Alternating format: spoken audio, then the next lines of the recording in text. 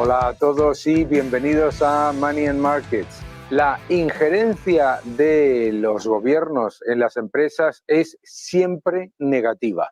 Muchas veces los ciudadanos piensan que los gobiernos van a proteger a las empresas y los gobiernos no protegen a las empresas.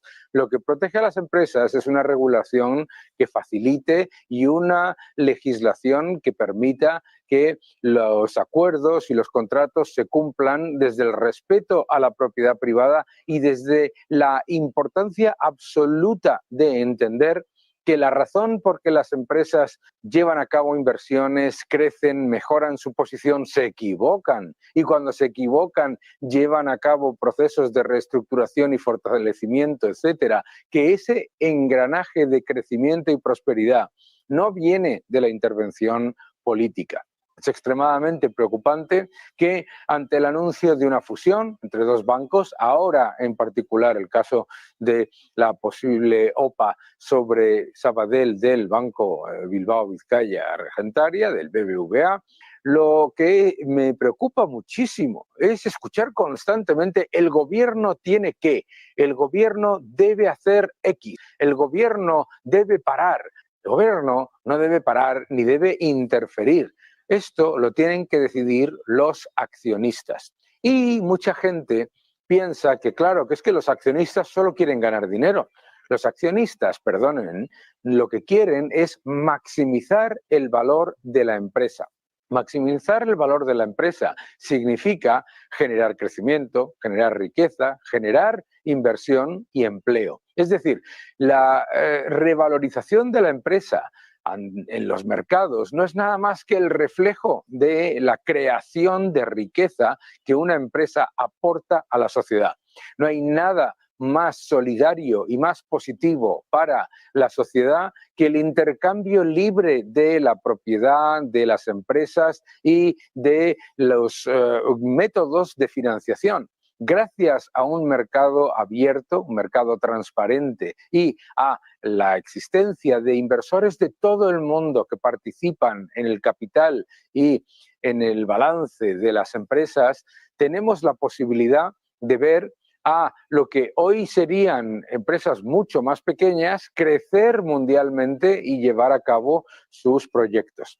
La idea de que una adquisición es algo negativo que va contra la españolidad o la catalanidad o la regionalidad vasca, no sé, como lo quieran ustedes llamar, de una empresa es ridícula. Eso de defender la españolidad. Pero ¿dónde hemos visto, por Dios, en este mundo la idea de que el patriotismo venga del accionariado de una empresa? Vamos a ver. La empresa lo que tiene que ser es libre. Que una empresa, como es una empresa española, crezca en el extranjero es una maravilla. ¿A quién se le ocurriría la idiotez de pensar que, claro, no se le puede permitir a las empresas españolas crecer en el extranjero porque entonces se está atacando a la argentinidad o a la mexicanidad de las empresas? Por favor.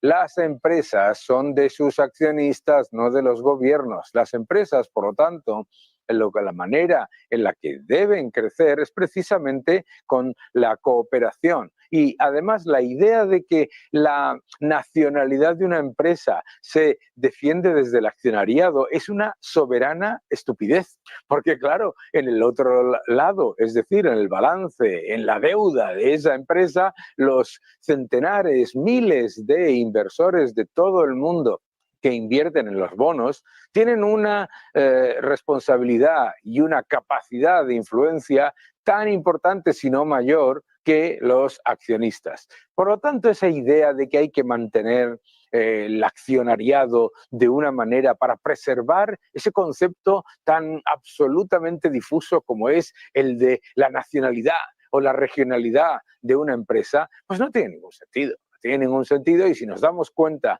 de lo que estamos diciendo cuando intentamos defender esas posiciones, en realidad lo que estamos diciendo es que aquellos que están constantemente defendiendo esas posiciones aparentemente de control gubernamental, etcétera, lo que realmente están defendiendo es la destrucción de valor. Porque, mis queridos amigos, la injerencia estatal es una de las razones por las que las grandes empresas del IBEX 35 lo han hecho tan mal durante tantos años. Gobierno tras gobierno, dando órdenes, interfiriendo en la actividad de las empresas, forzando posiciones en cuanto a adquisiciones que no tenían sentido, etcétera. La injerencia estatal es siempre negativa para los accionistas, los pensionistas que buscan tener un poco de rentabilidad, las personas que buscan que sus ahorros trabajen en una empresa invirtiendo en crecimiento y en riqueza. Y eso no es defender la españolidad ni la nacionalidad de una empresa. Defender la nacionalidad de una empresa no tiene ningún sentido. Lo que hay que defender es la capacidad de esa empresa de continuar creciendo, de continuar invirtiendo, de continuar generando empleo y riqueza. Esa es la única defensa. Si lo que de verdad queremos es que en España haya más empresas y haya más inversión, lo último que deberíamos hacer es defender el proteccionismo empresarial. Una OPA como la del BBVA sobre el Sabadell tiene un montón de implicaciones muy significativas y hay que valorarlas desde el punto de vista del accionista. Número 1, ¿crea valor o destruye valor? Número 2, ¿esa creación de valor va a ser fácilmente monitorizable o va a ser muy complicada? Número 3, ¿es una buena idea llevar a cabo un proceso de concentración o es más flexible un banco que tenga un tamaño más pequeño? Todo ese tipo de debates los tienen que decidir los accionistas, no el gobierno, no el ministro de turno y mucho menos el presidente del gobierno, según la aritmética política que tenga dentro del Congreso. La realidad es que si lo que queremos defender es que en España o en cualquier otro país de nuestro entorno haya más y mejores empresas, más y más productivas, lo que tenemos que hacer es precisamente lo contrario a este proteccionismo ridículo. Defender que si hay una OPA o una compra de una empresa, que se lleve a cabo, porque eso también es la razón por la que nuestras empresas pueden llevar a cabo adquisiciones en el resto del mundo. ¿Y qué son nuestras empresas? Nuestras empresas no significa que tengan una identidad nacional. Nuestras empresas son las empresas de los accionistas, los que somos accionistas. Mis empresas no son las empresas que tienen, entre comillas, una nacionalidad que decida el gobierno. Mis empresas son aquellas en las que yo invierto y en las que participo en su proceso estratégico. Es decir, me da exactamente igual dónde tengan la sede social. Lo que me importa de verdad es dónde tienen el cerebro a la hora de crear valor, de generar riqueza y mayor inversión. Nada más. El mercado está en un momento francamente interesante. Nos encontramos con una divergencia en las políticas monetarias de la Reserva Federal y del Banco Central Europeo y además nos encontramos con operaciones de OPAs y de diferentes adquisiciones que pueden cambiar mucho el panorama del mercado. Entre otras, por supuesto, la que se ha anunciado, la opción, la propuesta de compra por parte del BBVA sobre Sabadell. Para hablar de todo ello, vamos a hablar con mi buen amigo y un gran experto, que es Pablo Gil. ¿Cómo estás, Pablo? Hola, Daniel, ¿cómo estás? Encantado. Muy bien, Pablo, siempre un gusto que te unas a nosotros y además me he enterado que vas a dar un curso de análisis macroeconómico bursátil, que estás haciendo un curso. Cuéntanos un poquito de esto antes de empezar. Bueno, pues sí, efectivamente, el día 3 hago un lanzamiento para aquellos interesados en mi página web, Pablo Gil Trader, pueden suscribirse con completamente gratuito, donde voy a contar un poco cómo tomo mis decisiones de inversión habitualmente en base a 3 criterios, ¿no? La parte puramente macroeconómica, la parte de metodologías de inversión, que ya veremos que hay como muchas formas de enfocar el corto, el medio y el largo plazo, y luego el gran desconocido, ¿no? La psicología sobre las inversiones y el trading, que se nos pasa por la cabeza cuando las cosas funcionan y cuando no funcionan, ¿no? ¿Cómo gestionamos esas emociones? Así que nada, es un curso largo, calculo unas 30 horas, así cualquiera que esté interesado en ver cómo planteo mis inversiones para la segunda parte de este año y también que presentaré esta formación con todo lujo de detalles, pues que acudan por favor el día 3 de junio a este lanzamiento, que será online y donde tendrán todos los detalles que les interesen.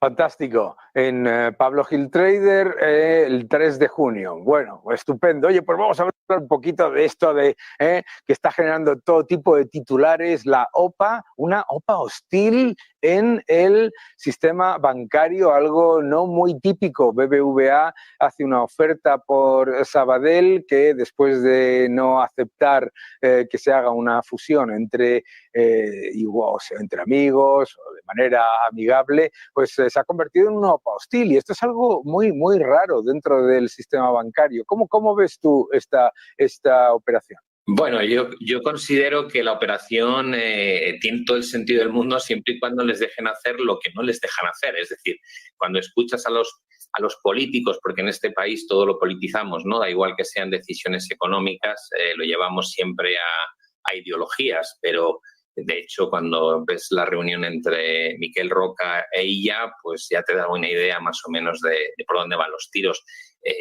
A mí me hace gracia, ¿no? Cuando se plantea una OPA y escuchas a un político que dice que sí, siempre y cuando no haya despidos. Digo, vamos a ver, la esencia de una OPA es reducir costes y hacer que no sea dilutiva, que mejore el BPA, que bueno, pues precisamente lo que haces es fusionar 2 negocios similares donde esperas obtener ciertas mejoras. En el caso de BBVA es obvio, tiene mucha dependencia a lo mejor a nivel internacional de México y de Turquía y busca tener una presencia mayor en territorio español, sobre todo si ellos están más en la banca minorista y Sabadell más en la banca, digamos, relacionada con empresas, pues es una forma de diversificar el negocio, pero te obliga, lógicamente, a reducir plantilla para poder acometer este proyecto. Si los políticos se meten por medio y te dicen que es una OPA donde no quieren ver despidos, pues apaga y vámonos. No tienen ni pies ni cabeza, ¿no? En mi opinión, no va a ningún lado. Claro, es que cuando los políticos te dicen que quieren que haya una OPA que no sea una OPA, es decir, en la que no haya una fusión, en la que no haya eficiencias, en la que no haya ningún tipo de mejora de los diferentes aspectos que a la hora de unir a 2 negocios se pueden fortalecer, bueno, pues no tiene ningún sentido. Lo que sí es verdad es que en el sector bancario las OPAs hostiles son muy, muy, muy raras. Históricamente siempre se decía aquello de las fusiones en el sector bancario se hacen con 2 reuniones, una entre los 2 presidentes y otra con los 2 consejeros delegados después, es decir, una en la que se decide vamos a hacerlo y la otra en la que se dice cómo hacerlo, ¿no? ¿Crees que una OPA hostil es algo que puede funcionar en este entorno, particularmente de una banca que viene de una época muy complicada, claro? Sí, es que además estos 2 bancos ya tuvieron un episodio en 2020, como recuerdas. En aquel momento estábamos con el tema de la pandemia, había una falta de visibilidad brutal sobre lo que podía ocurrir y BBVA dudaba del saneamiento de las cuentas de Sabadell, ¿no? Y aquel primer proyecto pues no funcionó. Algunos dicen que porque se filtró la información justo antes de reunirse los 2 presidentes. Bueno, nadie sabe realmente el porqué, pero ya es una relación que viene un poco viciada de hace 4 años. Yo creo que el hecho de que se nieguen a un acuerdo voluntario y que se convierta esto en una OPA hostil, pues el peso mayor lo va a tener ahora la valoración que hagan, por un lado, la Comisión Nacional del Mercado de Valores, la Comisión de la Competencia, el propio Banco de España, el BCE. Creo que vamos a estar varios meses con informaciones cruzadas de esto va para adelante, esto no va para adelante, pero no va a ser nada sencillo. Si ya de por sí, cuando haces una operación de este estilo con el consentimiento de ambas partes, es un proceso muy duro, a mí la sensación que me da es que este va a ser extraordinariamente complicado que salga adelante. Sí, mucha gente alerta sobre varios aspectos de una fusión bancaria, ¿no? El primero, que aumente la concentración en el sector bancario y que con ello se pueda reducir pues, la flexibilidad y el acceso a crédito y a servicios a los ciudadanos y a las empresas. Y el segundo es que habiendo una exposición internacional relevante por parte del comprador, que eso pueda redundar en un momento de dificultades en menor crédito para las empresas del país, del comprado, ¿no? ¿Cómo ves tú este argumento? Porque yo creo que hay por los dos lados, ¿no? Uno dice, mire, en un banco usted lo que quiere es que sea más grande, no que sea más pequeño, ¿no? Y el otro es el que te acabo de comentar. ¿Cuál es el término que crees tú que merece la pena, digamos, tener en cuenta como mínimo? Yo creo que aquí hay dos factores. Uno es la metamorfosis que está sufriendo el mercado financiero en su conjunto, ¿no? Estamos viendo una competencia creciente en el mundo de fintech, por ejemplo, donde si bien antes para financiarte tenías solamente la opción del sector bancario, cada vez hay alternativas que tienen mejor viabilidad, ¿no? Y eso hace que los bancos se tengan que mover, tengan que reestructurarse, tengan que cambiar la forma en que interaccionan con sus clientes y van lentos, yo creo, respecto a la evolución tecnológica. Entonces, la concentración pues es el camino que ya conocen y el camino sencillo para abaratar costes y poder abarcar un mercado más grande. Luego, por otro lado, tanto los reguladores como el propio gobierno, ya hemos visto lo que ha pasado desde la crisis del año 2010 en adelante y en Estados Unidos desde el 2008.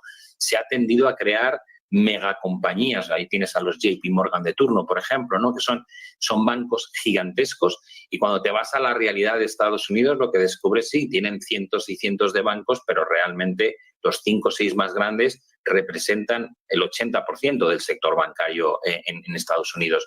Y el tener bancos pequeños, pues por un lado puedes decir, bueno, sirven a un determinado tipo de ciudadano y de necesidades, pero luego también ves lo que está haciendo una banca pequeña en Estados Unidos con la exposición al commercial real estate y dices, oye, no sé si es tan bueno que tengan bancos pequeños. Aquí lo vivimos cuando había bancos pequeños y había cajas de ahorro que se volcaron como locos en la inversión en el mercado inmobiliario y provocaron una hecatombe, ¿no? Cuando finalmente colapsó la burbuja.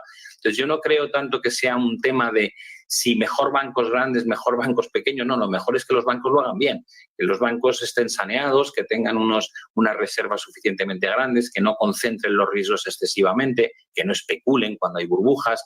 En ese sentido, yo no tengo una opinión de si es mejor pocos bancos grandes o una diversificación algo mayor, pero sí lo que creo es que se tiene que poner el foco en qué hacen esos bancos, ¿no? Para no volver a incurrir en una situación como la que vivimos hace una década.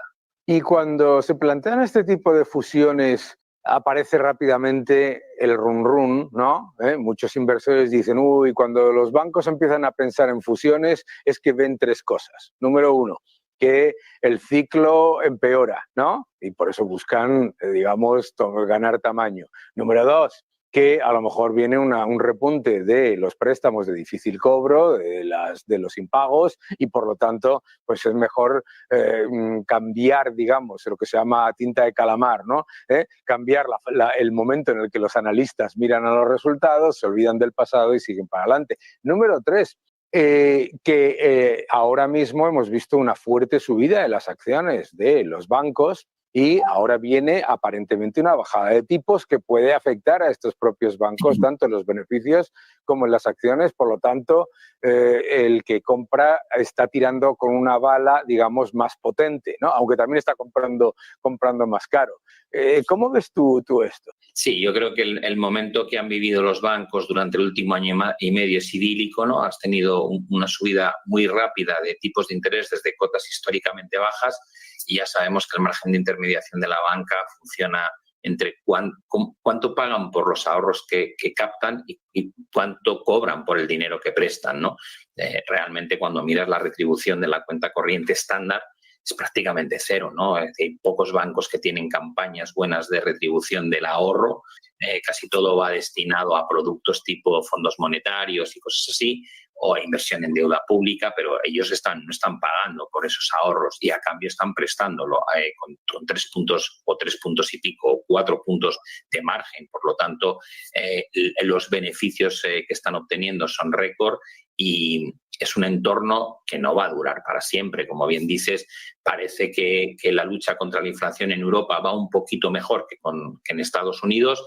Yo no soy de la opinión de que vayamos a ver un gran ciclo de bajadas de tipos. Creo que no estamos en ese entorno. No vamos a volver, en mi opinión al menos, a ver tipos como los que tuvimos durante la década anterior, pero sí es posible que a lo largo de los próximos 2 años pues tengas recortes de un punto porcentual en las tasas de interés en Europa, lo cual va a hacer que el momento dulce de los resultados de los bancos los estés viendo ahora, ¿no? Con lo cual tiene bastante lógica eso que dices de que los bancos en este movimiento donde todo pinta muy bien, aprovechen para hacer algún tipo de estrategia que les proteja de un deterioro que más adelante probablemente se va a producir en términos de lo que ganan y luego en términos de la morosidad, porque de alguna manera el impacto de lo que ha hecho el BCE todavía no se ha trasladado de forma completa ni a la economía ni a la situación de los ciudadanos, que han tenido una tasa de ahorro disparada por todas las políticas monetarias y fiscales, pero a medida que eso nos lo vayamos comiendo, lógicamente la tasa de morosidad o de impago pues tenderá a subir.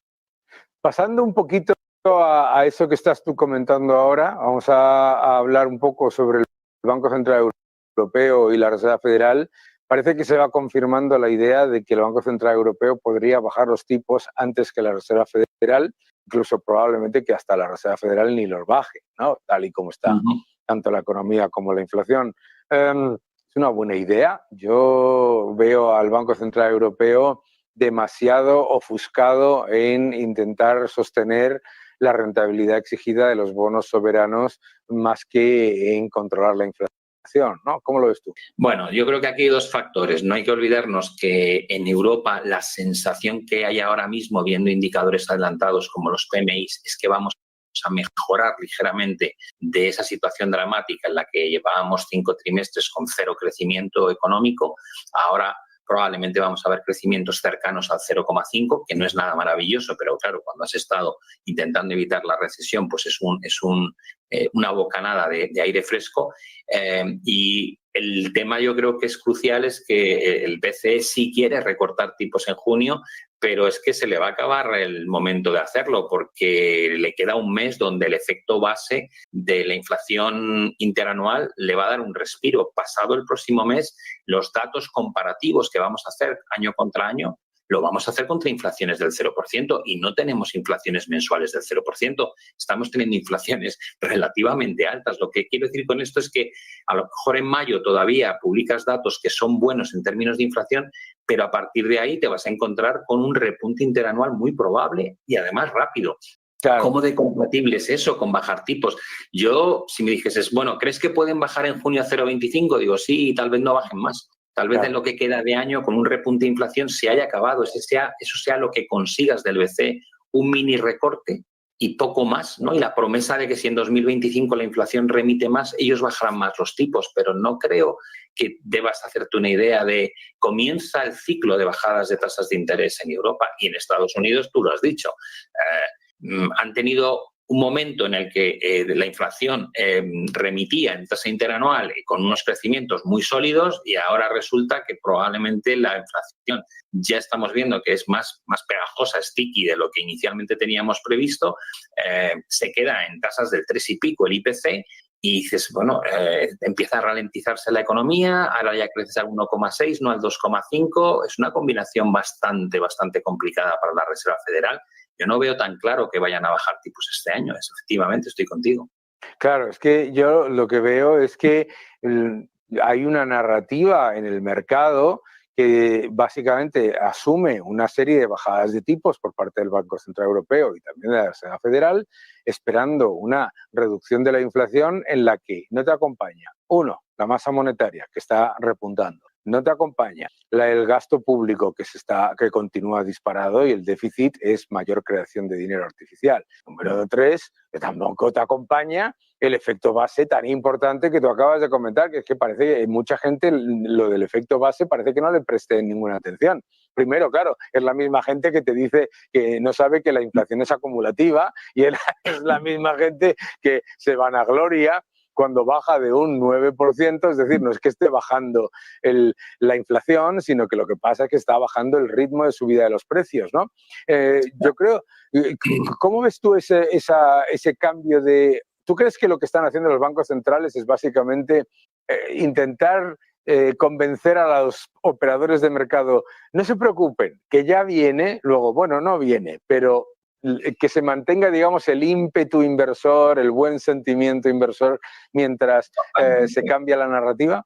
Sí, creo que controlar el sentimiento futuro es crucial, ¿no? Para la expectativa de lo que hacen los consumidores y los inversores. Falta un factor y es que van a dejar de hacer el QT que hacían hasta ahora. Va a ser el quantitative tightening, lo van a hacer menos agresivo de lo que era hasta ahora, lo cual también va a tener una pequeña connotación inflacionista.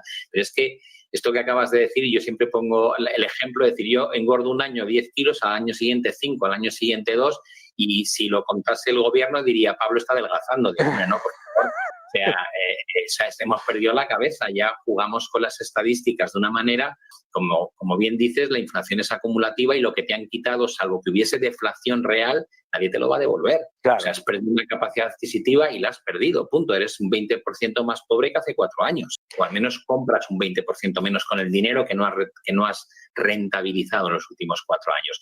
Yo creo que la Reserva Federal es consciente de que tiene que mantener un poco el sueño de...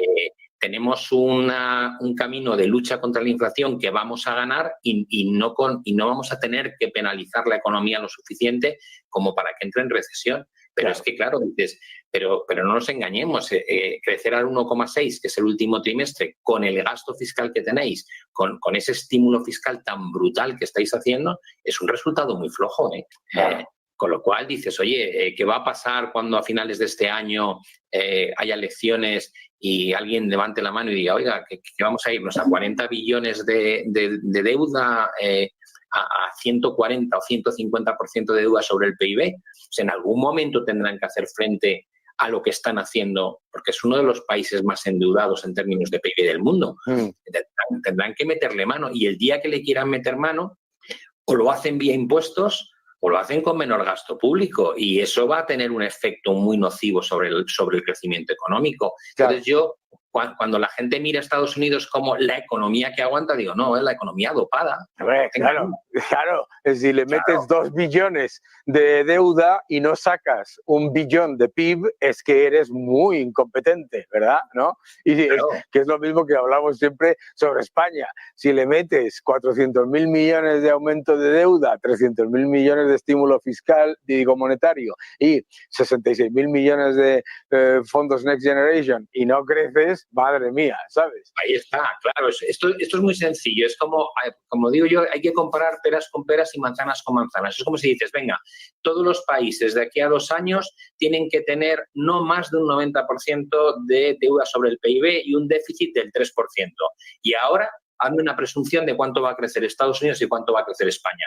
Porque Alemania ya lo sé, claro. Va a crecer lo que crece, que ya está cumpliendo con eso. Digo, ¿y los demás? Digo, es que claro, se te cae completamente el modelo económico. Dices, no creces nada, entras en recesión. Claro. Entonces, digo, tienes que hacer comparativas que son iguales, ¿no? Es decir, como cuánto tarda en subir un ciclista a un puerto de montaña y el otro va con el Red Bull, con la coca, con el oxígeno, la sangre oxigenada que le están haciendo transfusiones en cada parada. Digo, es que no estás comparando cosas iguales. Entonces, claro. Por ese lado, yo sí creo que la Fed intenta hacer malabares, pero no es sencillo y cada vez lo va a tener más complicado. Entiendo, de aquí a fin de año cada vez lo va a tener más complicado.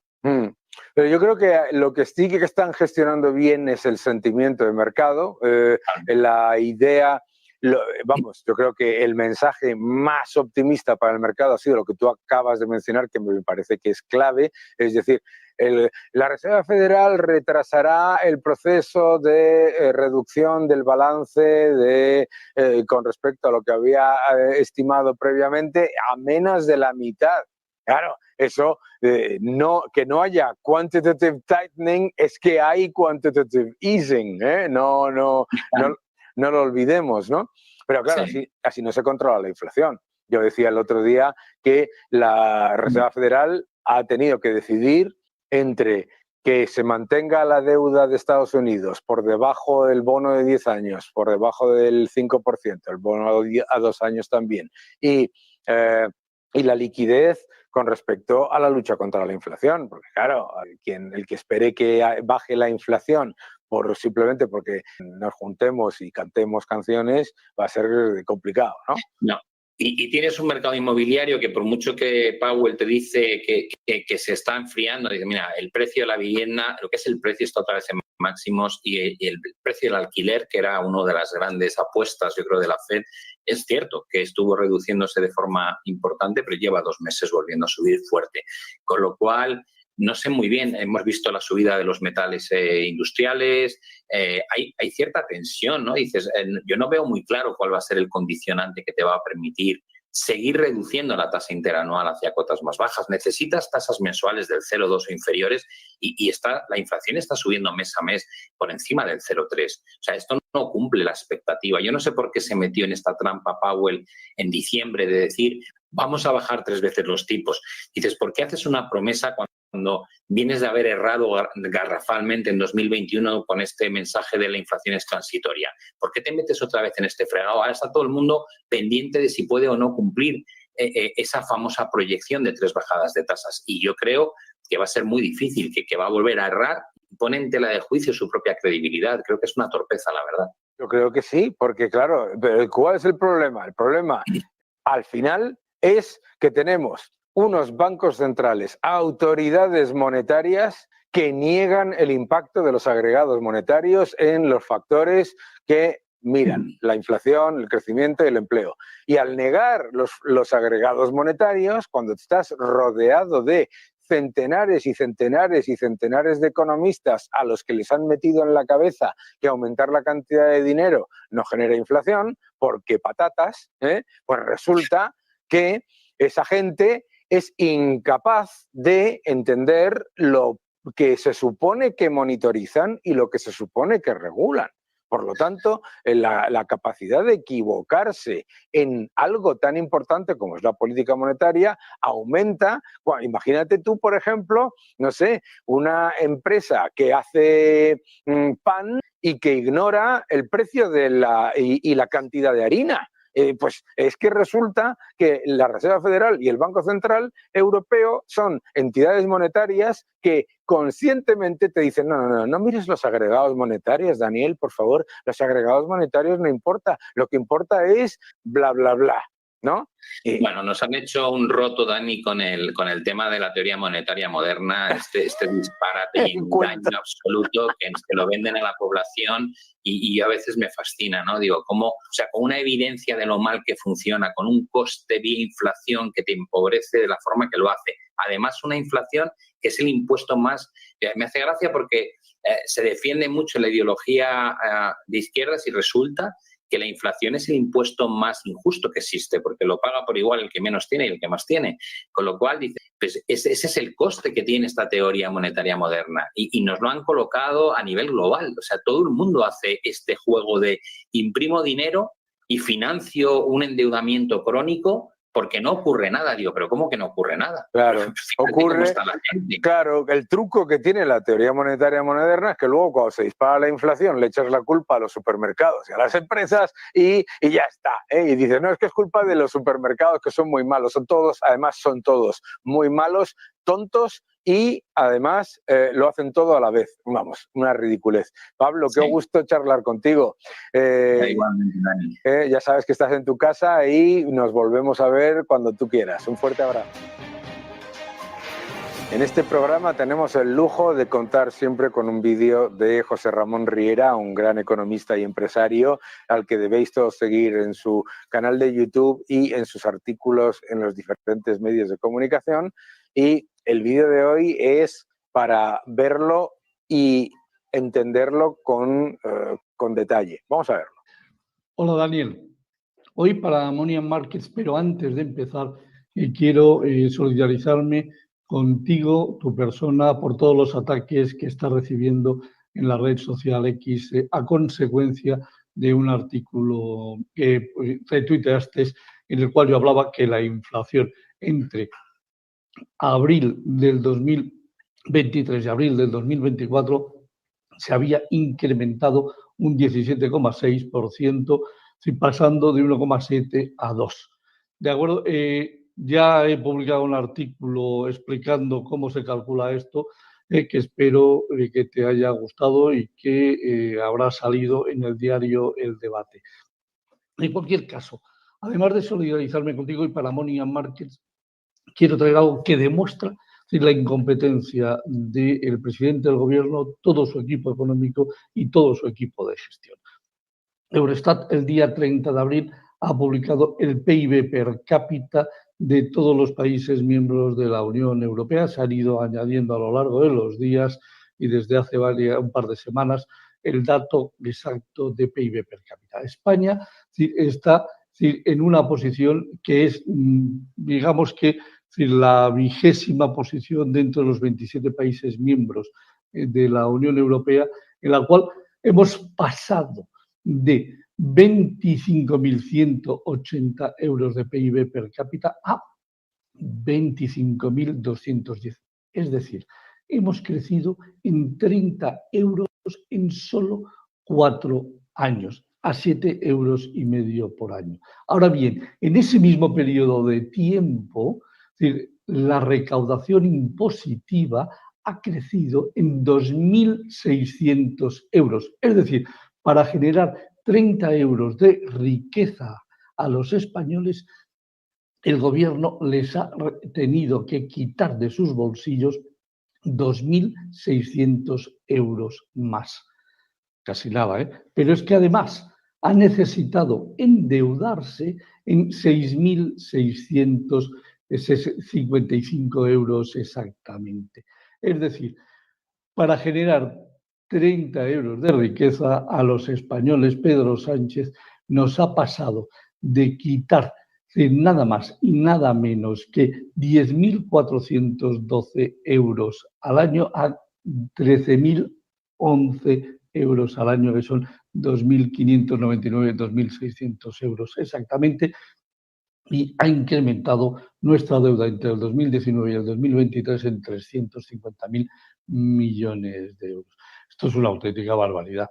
Es decir, para que te hagas una idea, si dividiésemos la recaudación sobre el PIB per cápita, en el 2019 era de un 103,5 y ha pasado a ser un 130%. Ya sé que estamos mirando PIB per cápita real y estamos mirando recaudación nominal. Y para evitar que no se metan con nosotros, simplemente vamos a dar otro dato. El PIB per cápita en paridad de poder adquisitivo ha pasado de 91 a 89. O sea que si lo miramos en la capacidad positiva adquisitiva, todavía la situación es muchísimo peor. O sea que no vengan estos brutos que existen en las redes, que viven y llenan sus panzas de las subvenciones del gobierno, a volver a atacarnos por dar este tipo de datos. Si lo miramos en paridad de poder adquisitivo, todavía peor. Así que miremoslo como te lo estoy contando. Para generar 30 euros de riqueza, 2.600 de incremento de nada más de impositivos, y se han tenido que gastar 6.655 euros por cabeza. Bien, estos son los datos, así que podrán decir lo que quieran, podrán atacarte, podrán atacarnos, podrán meterse con quien quiera, pero la realidad es esa. Están empobreciendo a todos los españoles. Nos vemos en el próximo vídeo que te prepararé para la próxima semana para Money and Markets. Un abrazo, Daniel. En España tenemos ese concepto absolutamente entretenido de los economistas del régimen, los que están constantemente defendiendo y, por supuesto, divulgando la propaganda del gobierno. Un economista tiene que ser crítico con el poder, sea el que sea, en el momento en el que está. Y toda esta gente tiene un objetivo fundamental, que no es el del debate, sino el de la destrucción de carácter. Aquí vuestro amigo Daniel ha sufrido el ataque de este grupillo de gente que es relativamente numeroso porque están muy bien contratados, pero gracias a Dios muy barato. Vamos a ver un par de gráficos. El primero que nos muestra es la realidad de la inflación en España. La inflación en España desde enero de 2019 hasta el último dato, marzo de 2024, ha subido un 19,3%. Esa es la inflación acumulada en los años en los que nos están diciendo que se ha controlado mejor la inflación que en otros países. Es una mentira. ¿Y es una mentira por qué? Porque la inflación en otros países de la eurozona ha sido ligeramente superior, pero resulta que la renta per cápita y los salarios en esas economías son mucho mayores. Por eso también tenemos que darnos cuenta que la evidencia del empobrecimiento de los españoles ha sido el hecho de que España en renta per cápita ajustada por poder adquisitivo ha perdido posiciones con respecto a la media de la Unión Europea entre el año 2019 y el año 2023. De hecho, estaba en el año 2018 a 8 puntos de la media de la Unión Europea y ahora está a 11. Es decir, que ¿qué es lo que pasa? Que te dicen, no, es que la inflación en España la está controlando maravillosamente el gobierno. ¿Y por qué se han enfadado? Se han enfadado porque se les ha mostrado la realidad de la evidencia de la inflación, lo podéis ver arriba.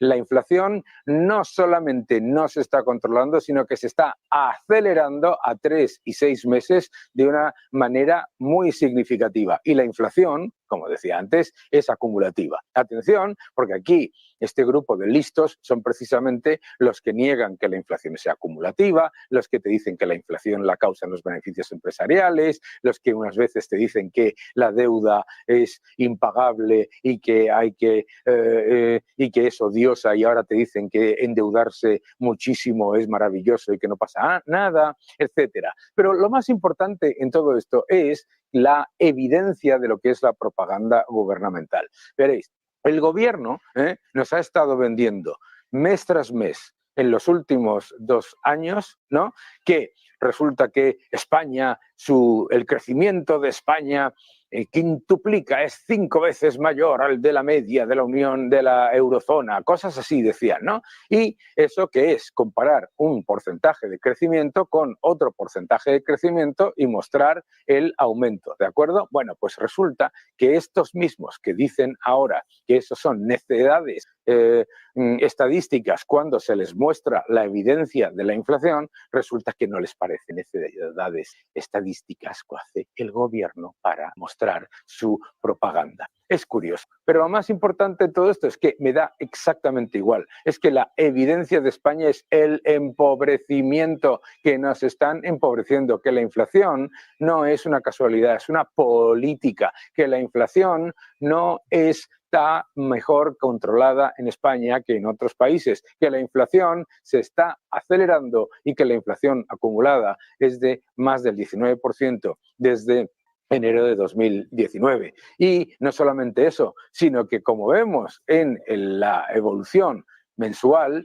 se está acelerando y además de acelerarse, lo hace a 3 y a 6 meses. Por lo tanto, esa ridiculez de que A, el gobierno controla mejor la inflación, es una ridiculez. B, de decir que no se puede comparar el porcentaje de crecimiento de una variable con el porcentaje de crecimiento un año anterior y mostrar cuál ha sido el porcentaje de diferencia, es una idiotez. Pero es una idiotez sobre todo teniendo en cuenta que ellos se pasan todo el día haciendo exactamente lo mismo con el porcentaje de crecimiento del Producto Interior Bruto. Vamos al siguiente gráfico. Aquí lo que nos muestra sobre la inflación en España es la realidad de lo que ha ocurrido desde el año 2021. Si miramos con base 2021, el índice general a impuestos constantes ha subido 15 puntos. Es decir, lo que nos está mostrando es que el empobrecimiento generalizado y el aumento de la inflación, y esto es del 2021, antes os he dicho, 19,8% desde el 2019 y ese 115 es el nivel con respecto a base 2021, es decir, un aumento de 15 puntos en el índice. 15 puntos en el índice. En alimentos, 30, cuando digo 15 puntos, y en bebidas alcohólicas y tabaco, 16. En vivienda, 7. En menaje, 12. En medicina, 4. En transporte, 13.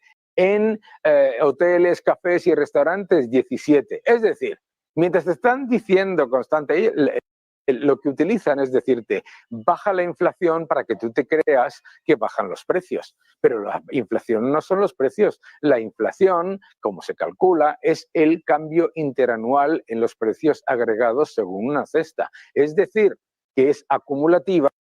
Y número 2, más importante, cuando te están mostrando esa variación interanual, no significa que estén bajando los precios, sino que se está reduciendo el ritmo al que aumentan esos precios. Bien, pues como mostrábamos en los gráficos anteriores del INE, la realidad es que la inflación se está acelerando a 3 y a 6 meses y que sí, efectivamente, en porcentaje de crecimiento entre las dos variables desde abril de 2023, también se acelera muchísimo más que el Producto Interior Bruto.